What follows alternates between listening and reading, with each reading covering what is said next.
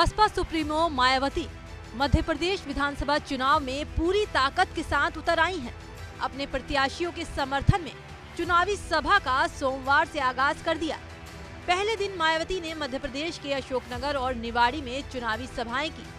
मायावती ने अशोकनगर की चुनावी रैली में कांग्रेस और बीजेपी पर जमकर हमला बोला। साथ ही दोनों पार्टियों को दलित विरोधी और गरीबों का शोषण करने वाली सरकार बताया। मायावती ने अशोकनगर की रैली में जातीय जनगणना के मुद्दे पर कांग्रेस को भी खूब खरी खोटी सुनाई।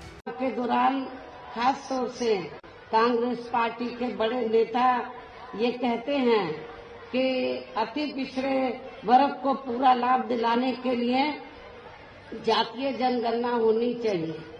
जातीय जनगणना, लेकिन शायद इन्हें ये मालूम होना चाहिए और अपने लोगों को भी ये मालूम होना चाहिए कि जब अंग्रेजों के जाने के बाद केंद्र में लंबे अरसे तक कांग्रेस पार्टी पावर में रही, तो कांग्रेस पार्टी की हुकूमत के दौरान सबसे पहले पिछड़े वर्ग के लोगों को आरक्षण देने के लिए तो जो सर्वे हुआ था, काका कालेलकर की रिपोर्ट आई, उसे कांग्रेस पार्टी की सरकार ने उस समय लागू नहीं किया। उसके बाद मंडल कमीशन की रिपोर्ट आई, उसे कांग्रेस पार्टी की सरकार ने लागू नहीं किया।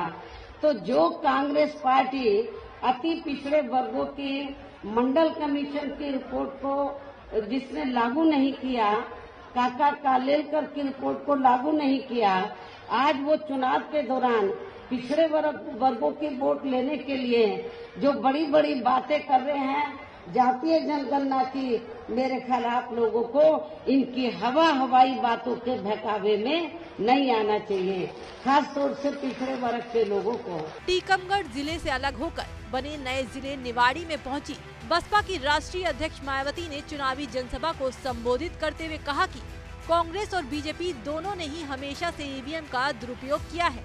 ईवीएम की वजह से पार्टी को बहुत नुकसान हुआ है, लेकिन आप लोग ईवीएम के चक्कर में ऐसा मत करना कि वोट डालने ना जाएं। बीजेपी इन्होंने ईवीएम का दुरुपयोग किया है, तो इसलिए ईवीएम की वजह से काफी कुछ हमें नुकसान हुआ, लेकिन ईवीएम के चक्कर में आप लोग ऐसा मत करना कि वोट डालने नहीं जाएंगे। वोट जरूर डालना। जो ये धांधली करते हैं, कभी कभी इनका ये सिस्टम फेल भी हो सकता है, इसलिए आप लोगों को अपना वोट डालना बहुत जरूरी है। यहाँ की सरकार वाली पार्टी व अन्य सभी विरोधी पार्टियों के साम दाम दंड भेद आदि हरकंडों से भी जरूर सावधान रहना है। और इस मामले में खासकर आप लोगों को विरोधी पार्टियों के जारी किए गए उनके हवाई व प्रलोभन भरे चुनावी घोषणा पत्रों आदि के बहकावे में तो कतई भी नहीं आना है। जिन्हें ये पार्टियां सत्ता में आने के बाद अधिकांश अमल में नहीं लाती है, जिस पर से जनता का काफी हद तक विश्वास ही उठ गया है। बसपा जीजीपी गठबंधन मध्य प्रदेश में 173 सीटों पर अपने उम्मीदवार उतार रहा है। कई स्थानों पर त्रिकोणीय मुकाबला हो सकता है, जो भाजपा के बजाय कांग्रेस को ज्यादा नुकसान पहुंचाएगा। इसके पीछे मायावती का मकसद मध्य प्रदेश में अच्छा वोट प्रतिशत हासिल कर अपने राष्ट्रीय पार्टी के दर्जे को कायम रखना है। भाजपा की बजाय कांग्रेस में सेंधमारी के मौके ज्यादा दिखाई दे रहे हैं, इसलिए मायावती कांग्रेस के विरुद्ध मुखर हैं।